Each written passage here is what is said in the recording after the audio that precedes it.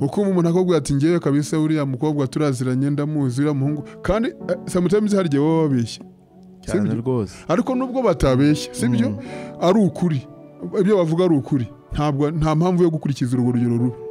kuko byanze bikunze bigira ingaruka ntabwo twaba ukuri ahubwo ni kwa kundi umuntu aba mu kinyoma igihe kinini bikarangira cya kinyoma yibeshye ko ari ukuri yibeshye ariko uzi ko ari byo koko hari ibinyoma byinshi biriho muri iyi minsi abantu bahinduye ukuri nko kuvuga ngo nta mukobwa ugishaka ari isugi ugasanga ahubwo ngo ari ufite ikibazo ni ikinyoma gikomeye cyane ni ikinyoma ibi turi kuvuga ibi byiza mu by'ukuri si uko abantu batabizi ariko si uko abantu batabizi ugarukiye kuri ya bitatu twavuze umuntu ashobora kuba abizi ko kwifata bimurinda ziriya ingaruka zigaragara n'izo zo mu mutwe zijyanye n'amarangamutima yo gukomereka ndetse abizi ko bizatuma agira urugo rwiza ariko buri gihe akisanga yananiwe kwifata ariho tugaruka ku cyanyuma nyine uyu muti nyine umuti urambye ni uko umuntu yiyunga n'Imana Kristo akaza mu buzima bwe ubwo nimba turi kubivuga noneho ku bakristo urubyiruko rwamaze gukizwa ubwo ndashaka kuvuga icyanditswe kimwe kiri mu rwandiko rwa kabiri rw'Abakorinto cya 5 umurongo wa 14 n'uwa 15 aho ravuga ko nyine urukundo rwa Kristo nirwo ruduhata twemejwe yuko uko yapfiriye bose ngo ariko bose bapfuye bapfiriye kugira ngo abereho gukomeza kubaho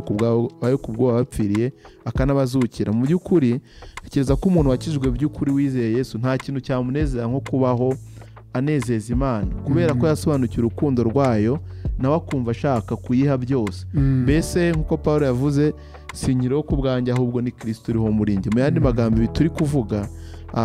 ngira ngo naho biriya bindi byose byanze ugeze handi hanyuma ikintu cyakugara buri gihe ni ukwibuka ntabwo ndi uwanjye ndi uwa Kristo kubera iby'Imana yakoze nshaka kubaho unyinezeza ukavuga ati ntabwo nyine ndi kwinezeza kandi mu Kinyarwanda buravuga ngo hakomeye niho hava amakoma sibyo amakoma ni amasaka basyagamo igikoma kera cyangwa se umutsima ni ibintu byatungaga abantu bavuga ko ahantu hakomeye hava amakoma ni ukuvuga ngo ibintu byiza ntabwo biva mu bintu byoroshye sibyo niba ushaka ibintu byiza hari akantu nigeze gusoma kavuga ngo niba ushaka kwitwara uko wishakiye then ntabwo ubuzima buzaba nk'uko ubushaka ibyiza bine byo gutegereza nubwo bifite aho bihurire cya mbere wenda twavuga nuko nyine ubusambanyi bushobora kugira ingaruka ziri fiziko zigaragara zo ku mubiri zigaragarira abantu yego ubwo ubusambanyi buri mu buryo bwinshi hari ubushize twabaye dukomoza nk'ibyo kwikinisha aho ni igihe utahuje n'undi muntu ibitsina wenda ukagira uko ubigenza wowe kenshi bikunda kujyana no kureba filime z'urukozasoni ariko hakaba no guhuza ibitsina ibyo ngibyo bigira ingaruka nyinshi harimo wenda dukunda kuvuga indwara zitandukanye yego harimo n'iya sida kugeza uyu munsi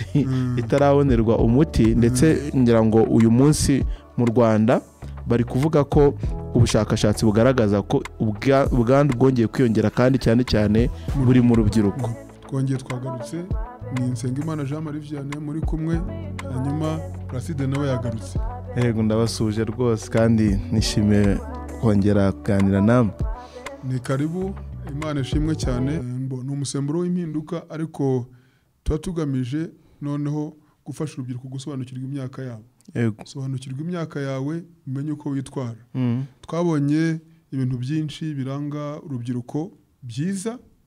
ariko noneho iyo bitagenzuwe neza bishobora kuba imbogamizi cyangwa se bishobora kuzana ibibazo ndibuka ko twavuze ku bintu birebana n'amatsiko ndi kumwe na mugenzi wacu wundi tubona amatsiko uburyo ari meza ariko tubona n'uburyo none iyo adahawe umurongo cyangwa se ngo agenzurwe ashobora gutera ibibazo hanyuma turi kumwe nawe ndetse na mugenzi wacu witwa Aline twarebye ku bintu birebana no kugira ubushake bwo gukora imibonano mpuzabitsina tubona uburyo ari ikintu gisanzwe wagerageje gusobanura uburyo atari abadayimoni baba baje ahubwo ari ibintu bisanzwe ahubwo ari ibintu umuntu aba agombye kwishimira akanashimira n'Imana sibyo ariko twabonye nanone kandi ko ubwo bushake butandukanye n'irari ry'ubusambanyi yego kubera ko irari ry'ubusambanyi rishobora gutera ibibazo harya rishobora kujyana hehe twibukiranye irari ry'ubusambanyi n'iki rishobora ku umuntu atitonze n'izihe ngaruka zishobora kuba zirimo yego twabonye nyine ko sibyo ku bwaryo Bibiliya ivuga ko ari icyaha kubera ko igaragaza ko icyaha kidahera inyuma kiba cyahereye imbere mu mutima ariko twabonye ko yego nibyo ni ubwabyo ni icyaha ariko ingaruka zabyo nanone zitandukanye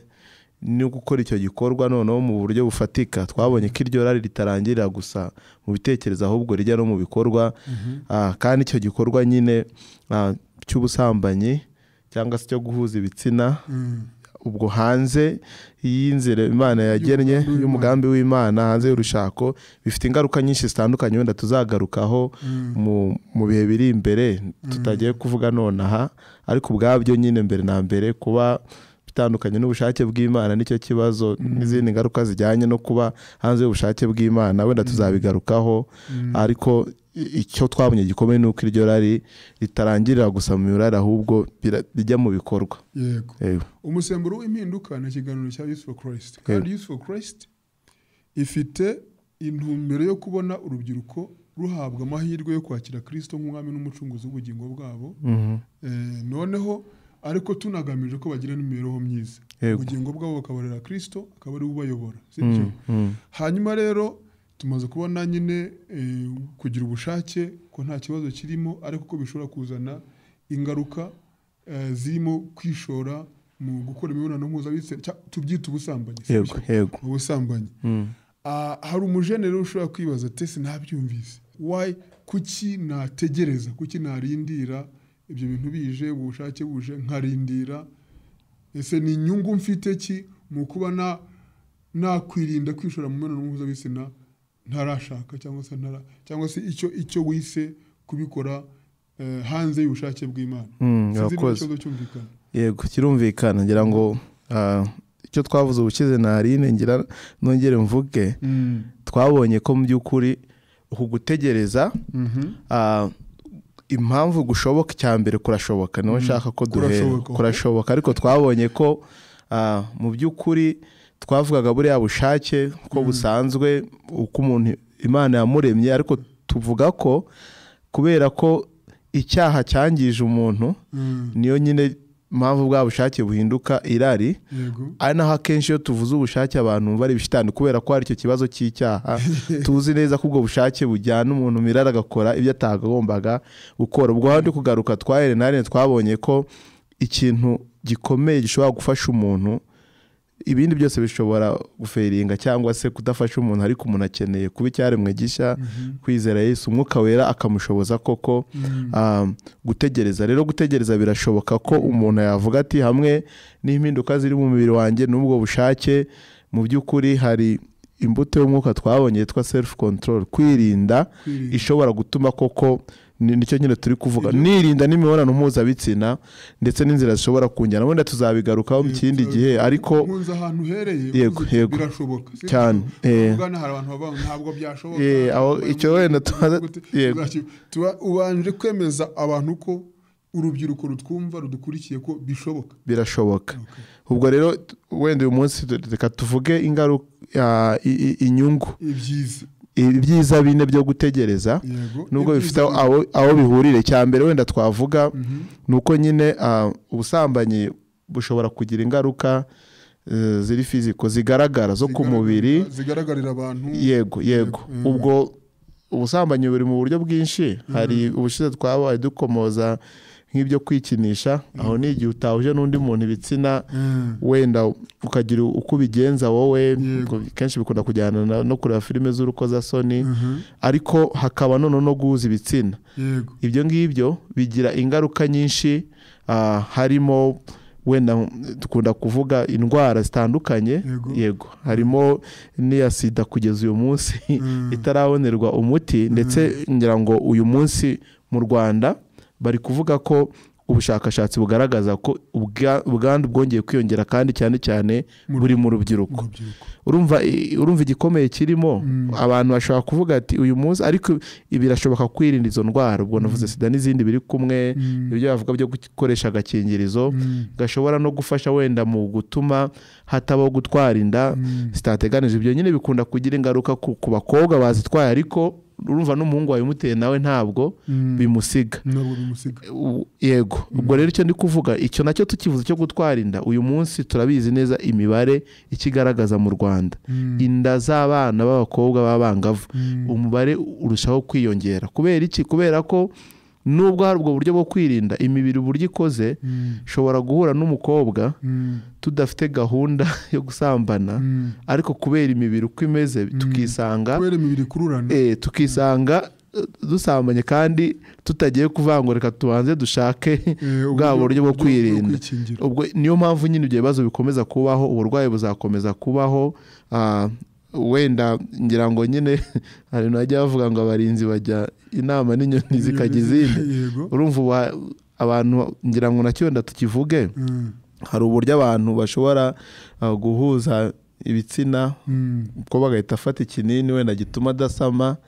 Yego, urumva harimo ingaruka nyinshi. Hari n'abatwara izo nda wenda akisanga nyine agomba kuyikuramo, rimwe na rimwe ikamuhitana cyangwa ikamusigira ubumuga butuma atazabyara. Ni byinshi. Aho rero twahera nuko inyungu ya mbere yo kwirinda ubusambanyi nuko bikurinda izo ngaruka zigaragara. Kandi reka mvuge ngo ntago urumva zibikurinda 100%, kubera ko ubwo buryo bundi bushobora kubaho bwakurinda igice, ariko kwirinda ugategereza bikurinda za ngaruka 100%. Numva yariyo ya mbere twavuga, wenda tugakomeza n'izindi. Icyo kintu kirumvikana cyane, no kuvuga ngo umuntu ushoboye kumanaginga, sibyo? Ngira ngo iryo jambo ni icyongereza ariko rimaze kwinjira mu Kinyarwanda cyane. Ushoboye kumanaginga ubwo bushake, mbese akagira self control, akirinda, bikumira ingaruka zifata umubiri zigaragara, arizo z'uburwayi, arizo zo kubyara. Kubyara ni byiza, ariko bikozwe mu gihe kitari cyabyo bizana ingaruka, kandi izo ngaruka ntabwo zigera ku babyaye gusa, zigera no ku muryango ndetse n'uwo mwana uvutse, sibyo? N'uwo mwana uvutse hari igihe n'izo ngaruka zimugeraho kandi ari inzirakarengane. Urumva rero ni ingaruka ku mubiri cyangwa se zigaragara, ariko ntizigaragara kuri abo ngabo gusa bakoze icyo gikorwa, n'undi muryango aba bazengurutse n'iki byose. Ibyo iyo umuntu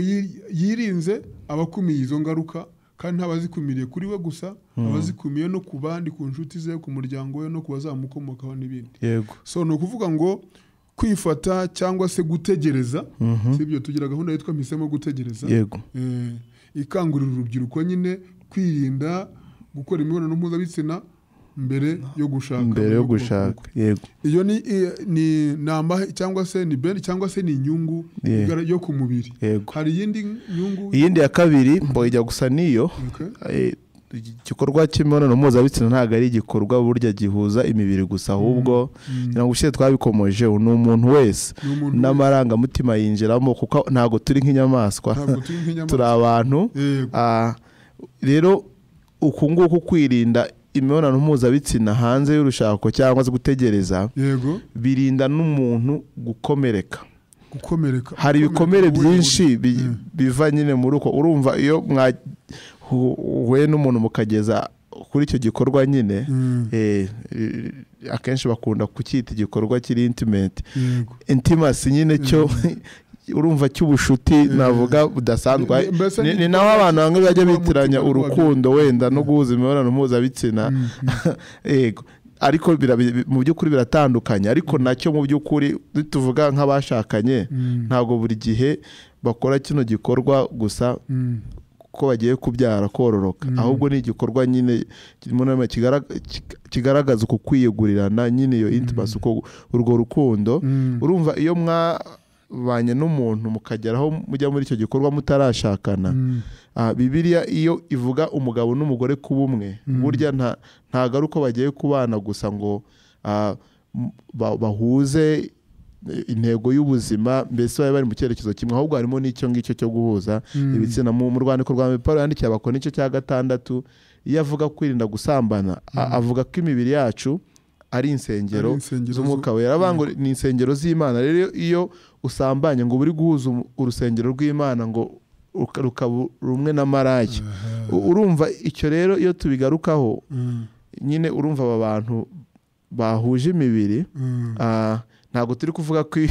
iyo musambanye bivuze ko mubaye umwe ariko turashaka kugaragaza uko guhuza ibitsina nyine mu by'ukuri naho ngaho ubundi Imana yabigeneye muri ni igikorwa cy'aba bantu babaye umwe. Rero iyo abantu bahuye nyuma bagatandukana barahuje ibitsina burya barakomereka kurusha abantu batigeze bagera kuri icyo kigero kuri ubwo bushuti bugeze aho ngaho. Rero iyo rero mwirinze ubusambanyi binabarinda gukomereka. Urumva nk'iyo wakundanye n'umuntu mugatandukana mutarigeze mugeraho yego ntiwabura kubabara ariko noneho rebe nk'umukobwa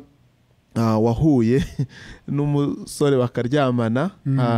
iyo batandukanye yego hari ukuntu akomereka kubera ko yibuka ibyo bikorwa byawe. Yego urumva rero tuvuga ngo abafite urwibutso rubimo yani tuvuga ngo birinda gukomereka ari nabo twumva umusore yamwanze cyangwa se umukobwa yanze umusore umwe akiyahura akigirira nabi akiyaka ubuzima ariko n'umuntu uvuga ati uriya muhungu yarampemukiye sinzashaka. Rimwe na rimwe urumva yakubeshe ko agukunda urangije aravuga ati rwose ndashaka ko turyamana n'utama ndapfa uravuga ati kubera ko mukunda reka wamara kumuha ashaka kwanga cyangwa se icyo gituma mwangana ariko byazaba ngombwa ko mutandukana ukagenda ukomeretse kubera uzi ko wari wamwihaye wese urumva uramwiyegurira none muratandukanye. Rero niyo mpamvu aho turi kugaruka iki gikorwa cyakabaye kuko kiba hagati y'aba bantu bamaze kwiyemeza kuba umwe kuko nyine ni igikorwa ubundi kigaragaza bwa bushuti bwimbitse. Iyo rero cyabayeho abantu bagatandukana byanze bikunze bisiga ibikomere. Rero kwirinda ni ukwirinda gukomereka kandi ntabwo ari 100% ariko akenshi abantu baguye muri kiriya cyaha bakiri batoya kwa kundi bavuga ngo ni kera twabyita ngo na muru scolaire sibyo urubyiruko nyine akenshi baratandukana sibyo akenshi baratandukana. Urumva rero iyo batandukanye cya gikomere kibaho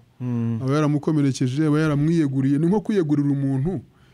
warangire kumuha icyumba mu mutima wawe noneho akagira ate akagenda asigamo vide sibyo. Rero ni ikintu cyumvikana. Icyambere kwifata cyangwa se kwirinda gukora imibonano mpuzabitsina umuntu atarashaka bimurinda ingaruka z'umubiri zo twise physique sibyo zigaragara ariko bimurinda no gukomereka tuvuga ariko ni gukomereka mu mutwe cyangwa se mu marangamutima nibyo marangamutima. Kandi burya iyo umuntu yakomeretse mu marangamutima nubwo abantu batabibona physical ariko niho hakomeye cyane sibyo. Keza ko uyu munsi ntago wenda ndakora ubushakashatsi ariko babukoze ko turi kuvuga ibibazo urubyiruko ruhana nabyo uyu munsi ngira ngo nicyo cy'ibibazo byo mu mutwe nabyo birimo ku bintu byinshi ariko ushobora gusanga n'iki wenda hari kirimo ubushakashatsi bukozwe uko urubyiruko wenda rwishora cyane muri bino bikorwa by'imibonano mpuzabitsina ushobora gusanga nabyo wenda biri mu bikontributinga cyangwa mu bituma bya bibazo byo mu mutwe mu rubyiruko byiyongera. Harimo nyine uko gukomereka kwaturutsa nk'uko nyine twatanze ingero twumva ngo umuntu yiyahuye buryo umuntu wiyahura abafite ikibazo nyine kijyanye n'ubuzima bwo mu mutwe kandi urumva niba cyaturutse kuri ibi twavugaga urumva nabyo ntago mu by'ukuri wabitandukanye. Aline yakivuzeho ubushize avuga ko bishobora gutuma umuntu agira agahinda gakabije yabyise depression kandi koko ni ibintu byumvikana. So rero rubyiruko hari impamvu nyinshi kandi zumvikana ukwiriye rwose gutegereza kwihangana cyane cyane ko Placide yatubwiye ko bishoboka kandi birashoboka. Hari abantu benshi babishoboye kandi byatanze umusaruro sibyo. Nubwo umubiri ubishaka nubwo umubiri ubikubwira nubwo ndetse ufite n'impamvu nyinshi inshuti zawe zigakubwira ko zabikoze sibyo kuko kimwe mu bituma urubyiruko rudategereza n'abagenzi babo peer pressure uko umuntu akubwira ati ngiye kabisa uriya mukobwa turaziranye ndamuzi uriya muhungu kandi sometimes hari igihe baba babeshye cyane rwose ariko nubwo batabeshye sibyo ari ukuri ibyo bavuga ari ukuri nta mpamvu yo gukurikiza urugero rubi kuko byanze bikunze bigira ingaruka ntabwo twaba ukuri ahubwo ni kwa kundi umuntu aba mu kinyoma igihe kinini bikarangira cya kinyoma yibeshye ko ari ukuri kandi ariko uzi ko ari byo koko hari ibinyoma byinshi biriho muri iyi minsi abantu bahinduye ukuri nko kuvuga ngo nta mukobwa ugishaka ari isugi ugasanga ahubwo ngo ari ufite ikibazo ni ikinyoma gikomeye cyane ni ikinyoma ukumva abahungu baravuga ngo abantu kuba uri umuntu wungu kabisa hari ibinyoma bavuga ngo by the way tuzagira ni topic donc zimwe mu mpamvu urubyiruko rwishora ruhitamo kudategereza nizo zirimo rwose n'ibyo binyoma izo baringa ibyo binyoma so ibyo birahari ariko ikigaragara cy'ukuri kigufitiye akamaro nkawe nk'urubyiruko utitaye ku byo abandi bakubwira kimufitiye akamaro ni ugutegereza ni ukwihangana ayo marangamutima byo raribwo bushake akabumetriza hari indi benefit cyangwa hari indi nyungu wavuga indi wenda navuga isa nizo za mbere ariko noneho ndashaka kubijyana kubera ko nimba uri umujene uri urubyiruko yari byo byose uko ubuzima bwubatse n'ikimana yagennye ni uko wenda uzashaka umugabo cyangwa umugore rero iyo wirinze bifite ingaruka nziza ko muzabana ingaruka nziza ko muzabana kamvuge kwizerana zejo hazaza mbese kwizerana urumva akenshi uyu muntu muhuye utarigeze wishora muri ibyo bikorwa ugize amahirwe n'akaba atarabyishoyemo urumva bibazanira umunezero akenshi abantu batanezerwa mu rushako numvishe bavuga ko kimwe mu bituma uyu munsi hariho za gatanya nyinshi harimo n'ibyo bibazo byo mu buriri hagati y'abagabo n'abagore kandi rimwe na rimwe bigaturuka kuko uyu muntu afite experience kuri ibyo bintu yahora n'uyu muntu utayifite akavuga ngo wenda ntabwo amunezeza urumva afite icyo uwamugereranya n'abandi ariko iyo adafite urumva iyo nararibonye muri ibyo bintu iyo atasogongeye henshi ariko hakabamo n'ikindi urumva bimwe yajya yavanga toki kamenyereye gukomba ugahora gahese urumva wa muntu ufite izo experience ni nawe akenshi uca inyuma uwo bashakanye kurusha utaranyuze muri bya bintu rero urumva si ukuvuga ko umuntu wabinyuzemo Imana rwose itamuha ubwo buntu ariko nyine ntabwo twakwirengagiza nyine uko kuri ntabwo twakwirengagiza zo kuzasubira hahandi yego rero icyo ari kuvuga urumva ni hagati yanyu ariko bikazagera no kubana ntekereza ko ari ubuhamya bwiza kubana muzabyara kuvuga ati twabanye twaririnze ibi bintu birashoboka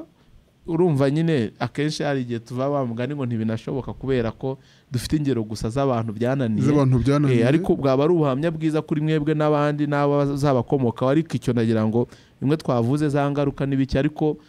none ndi kureba ko muzabana bizatuma ugira urugo rwiza kubera ko hari ingorane utazahura nazo ababaye muri bikorwa by'ubusambanyi bahura nazo baba bafite nyine amateka banyuzemo atuma ugereranya uwo mwashakanye n'abo ngabo mwabanye rimwe na rimwe ugasanga hari intambara zikunda kubaho ngo nyine zo kutizerana kandi ufite ishingiro kubera ko uyu muntu nyine uburyo mwahuyemo cyangwa ubuzima yarabayeho ubwabwo butuma utamwizera kandi kimwe mu bintu byubaka urugo harimo nyine nuko kwizerana so rero uko kwina imibonano mpuzabitsina uri urubyiruko uri umujene bifite ingaruka nziza cyane ku rugo uzagira ejo hazaza mu yandi so ni ukuvuga ngo bituma mwizerana ariko hari ikindi numvisemo cyo kunyurwa sibyo ni ukuvuga ngo ni nk'umuntu iyo umuntu yagiye henshi cyane biragoye kugira ngo anyurwe n'umuntu umwe sibyo biragoye niba ari umukobwa yarasambanye n'abasore benshi cyangwa se umusore wasambanye n'abakobwa benshi biragoye ko azanyurwa n'umugore umwe sibyo kubera ko abafite agereranya abantu benshi ibintu nk'ibyo ngibyo mu yandi magambo kwirinda cyangwa se kwifata cyangwa se gutegereza ni uburyo bwiza bwo kubaka umusingi ukomeye w'urugo rw'ejo hazaza nubwo bitoroshye ariko birashoboka sibyo kandi mu kinyarwanda buravuga ngo ahakomeye niho hava amakoma sibyo amakoma ni amasaka basyagamo igikoma kera cyangwa se umutsima ni ibintu byatungaga abantu bavuga ko ahantu hakomeye havamo kumanuka kuvuga ngo ibintu byiza ntabwo biva mu bintu byoroshye sibyo niba ushaka ibintu byiza hari akantu nigeze gusoma kavuga ngo niba ushaka kwitwara uko wishakiye then ntabwo ubuzima buzaba nk'uko ubushaka sibyo iyi niba mpisemo kwitwara uko nshaka ubwo rero ntabwo ubuzima buzaba nk'uko mbwifuza kuko umuntu wese yifuza ko ubuzima bumubera bwiza sibyo rero ntabwo umuntu yakwitwara uko yishakiye ngo ahitemo gusambana uko abishatse yumve umukobwa runaka n'iki byose ntabwo ubuzima bwabo nk'uko abyifuza ababyeyi muri iyi minsi barahangayitse sibyo barahangayitse cyane cyane kubera ikibazo cy'ubusambanyi buri mu rubyiruko sibyo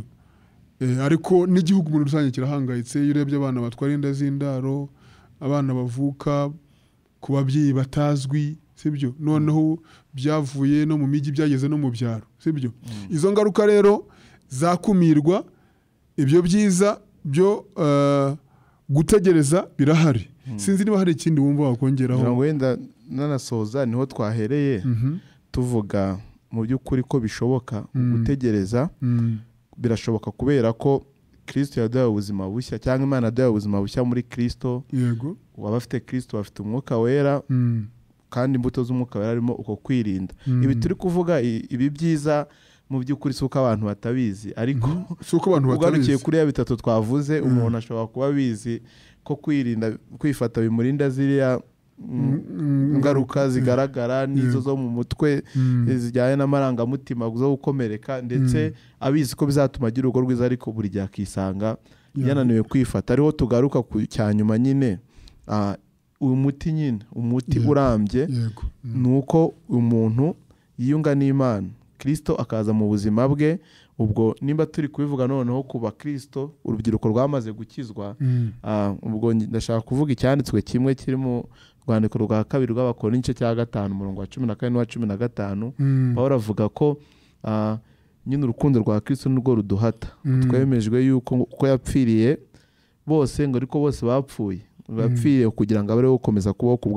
kubwo bapfiriye akanabazukira mu by'ukuri ntekereza ko umuntu wakijwe by'ukuri wizeye Yesu nta kintu cyamunezeza nko kubaho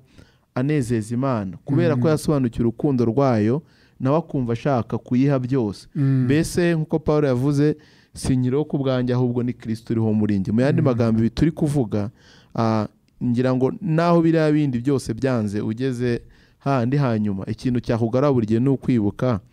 ntabwo ndi uwanjye ndi uwa Kristo kubera iby'Imana yakoze nshaka kubaho unyinezeza ukavuga ati ntabwo nyine ndi kwinezeza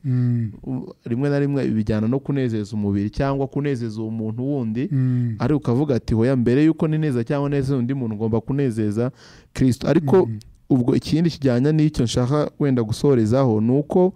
mu by'ukuri Imana niyo idutegeka kwirinda ubusambanyi kandi amategeko yose Imana iduha nk'abana bayo nk'abantu yakijije abagamije kuturinda icyambere niba dusobanukiwe ko urukundo rwayo nkuko twaruboneye ku musaraba Kristo apfa ku bwacu dukwiye no kuzirikana ko ubuzima Imana dusaba kuba kwirinda ubusambanyi igamije kuturinda rero biriya twavugaga ziriya n'ingaruka zose Imana ishaka kukurinda mu kukubwira kwifata kwirinda gusambana kandi amaherezo wenda ubwo n'ubuhamya twazatanga ikindi gihe mu gihe gikwiriye Imana izaguha umufasha mugire wa munezero usange ntawe uhuriye na bya bindi wari kujyamo by'akanya gato nyuma bikazagusigira gukomereka wenda n'ibindi bibazo numva rwose urubyiruko abatizera Kristo mukeneye kumwizera ko nta handi imbaraga zaturuka abamaze kwizera Kristo mubeho mumunezeza kandi yaduhaye ibyo dukeneye umwuka wera kugira ngo tubashe kwirinda ntabwo ari kudusaba ibidashoboka ntabwo ari gusarura hatabibye yego so mu kubaha Imana natwe dufitemo inyungu kandi ibyo ngibyo nk'uko bivuze Imana idusaba kwirinda ubusambanyi kubw'inyungu zacu kubera ko dukunda nyine ntishaka ko tugerwaho n'izo ngaruka urumva kenshi tuvuga ngo ntabwo ari ukuvuga ngo kutubahisha Imana hari igihe tubyumva nabi ntabwo icyubahiro cy'Imana gishobora kugabanurwa nuko wowe utayumvira kuko nyine ni Imana wayumvira cyangwa utayumvira rero mu kuyumvira akenshi no twibeshye mu kuyumvira harimo inyungu zawe, harimo ahubwo tugomba ko ari yifitemo inyungu. Ibyo ngibyo iri kukubuza hari ingaruka iri kukurinda. Urugero byadufasha kubyumva ni umubyeyi n'umwana. Ibyo usaba umwana mu by'ukuri ushaka ko abaho neza niwe biba bifitiye akamaro kurusha wowe, nubwo akenshi nyine umuntu uri aho hantu yumva uri kumubuza umudendezo. N'iki dutekereje Imana muri ubwo buryo nk'umubyeyi udukunda uri kuturinda ingaruka runaka, ariko nyirako yamaze kutwereka urukundo rwo kumusaraba ko umuntu warubonye ntago yakabashidikanya ku neza y'Imana ngo ananirwe kuyumvira. Akenshi nyine aho tunesherezwa nuko tutasubiza amaso inyuma ngo turebe ibyo yakoze, bityo bitume twiringira Imana ko n'umubiri iri kudusaba hari ibindi byiza kurushaho igambiriye. Imana ishimwe cyane. Tunahangaha dusoreje rubyiruko, niwihitamo kwifata ugahitamo gutegereza uzanezeza Imana, ariko nawe uzaba wirinze cyangwa se uzaba wubatse ejo hazaza hawe, bizakurinda byinshi. Rero kandi birashoboka. Imana ibafashe. Imana turifuza ko mugira ubuzima bwiza, turifuza ko muvamo abapapa n'abamama b'ejo hazaza bazumva bafite agaciro, batarateshejwe agaciro no kwiyandarika no kujya mu bikorwa nk'ibyo ngibyo bidahesha Imana icyubahiro, kandi namwe bitabahesha icyubahiro, bitabahesha agaciro. Imana ibagirire neza, turabakunda naho ubutaha.